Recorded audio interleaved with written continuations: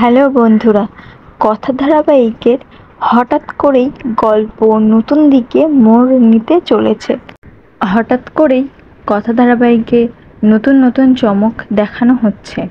তো হ্যাঁ বন্ধুরা, কথা ধারাবাহিকের টিআরপি অনেকটা পিছিয়ে আসায় টিআরপি বাড়ানোর জন্য এমনটা করা হচ্ছে।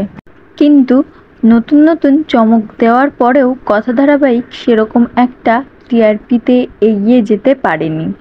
তাই সিদ্ধান্ত নেওয়া হলো কথা ধারাবাহিক নতুন একটি সময়ে দেওয়া হবে, তবে বলা যাচ্ছে না সেই কথা ধারাবাহিক বন্ধও হয়ে যেতে পারে। তো হ্যাঁ বন্ধুরা, শোনা যাচ্ছে কথা ধারাবাহিক বন্ধ না হলে নতুন একটি সময়ে দেওয়া হবে, আর যখন থেকে নতুন সময়ে দেওয়া হবে তখনই কথা ধারাবাহিক কয়েকটি বছর এগিয়ে যাবে। মানে গল্পের নতুন অধ্যায় আসতে চলেছে, আর সেখানে নতুন রূপে নতুনভাবে কথা ধারাবাহিক চালানো হবে। তো হ্যাঁ বন্ধুরা, কথা ধারাবাহিক আরও 15 বছর এগিয়ে যাবে। গল্পে আসবে নতুন টুইস্ট, কথার মেয়েরা বড় হবে।